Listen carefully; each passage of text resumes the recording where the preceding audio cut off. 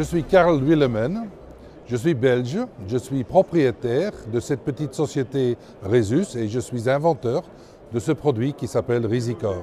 Ça fait 35 ans que je suis dans le monde du chauffage et j'ai toujours été dans la prévention des problèmes. Les problèmes au niveau dépôt de boue, dépôt de calcaire, les problèmes de purge dans les installations de chauffage. J'ai donc toujours été de la côté formation et je produisais des produits qui sont très utiles à éviter les problèmes. Et je suis devenu maintenant un genre de policier. Au lieu de prévenir, je vais pénaliser. Je vais dire à ma clientèle, attention, dans votre installation, il est en train de se former un problème. C'est la raison pour laquelle j'ai inventé un détecteur qui signale à temps s'il y a un problème dans l'installation ou pas. Ce sont les bailleurs ou les propriétaires d'installations de chauffage qui sont très concernés parce que ce sont eux qui ont très souvent des frais inutiles. En fait, s'il y a un problème à l'intérieur, comme c'est à l'intérieur, on ne le saura jamais. Et quand on le sait, c'est trop tard. Et quand c'est trop tard, ça veut dire qu'il se produit un problème, tout d'un coup, imprévu. Ça coûte alors très souvent beaucoup d'argent. Il faut dépenser des frais pour faire rincer l'installation. Il faut des fois installer des pots à bout, des filtres, des traitements des fois très compliqués, injecter des produits chimiques et faire plein de choses pour donc remédier, pallier un problème qu'on aurait pu éviter si on avait su à temps. Et ça, c'est ce que je fais. Je signale s'il y a un problème. En fait, ce produit, c'est évidemment une innovation. Ça n'existait pas du tout. Il n'y a rien sur le marché qui permet de mesurer un dépôt de corrosion à l'intérieur. Il n'y a rien qui permet de signaler un problème. Personne ne saura vous dire si vous avez dans la chaudière ou dans la pompe à chaleur, ou peu importe, un dépôt de calcaire, ou vous avez un problème de corrosion, de dépôt de rouille, ou de magnétite qui est en train de se former. Ça n'existe pas. Et ça, je trouvais ça inacceptable.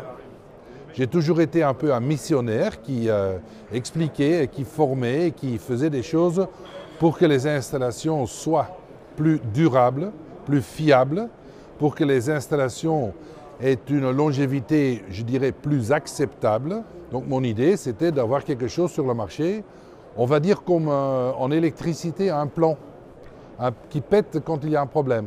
Parce qu'un court-circuit va créer un incendie. Un incendie, ça vous ne voulez pas. Et bien, dans le domaine du chauffage aussi, l'oxygène, ça cause de la rouille. Et la rouille, ça, on ne veut pas. Donc, on le signale.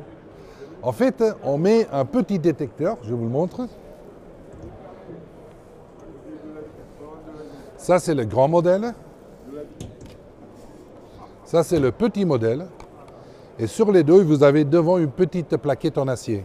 Ça se met dans l'installation par une valve ou par une armature spéciale. Et là, on détecte la disparition de masse en acier, électroniquement.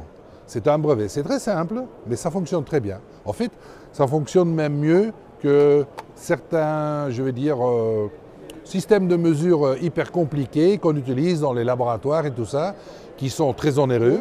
J'ai eu une idée très bête. En fait, j'ai acheté du matos standard sur le marché, ce qu'on appelle un détecteur de proximité.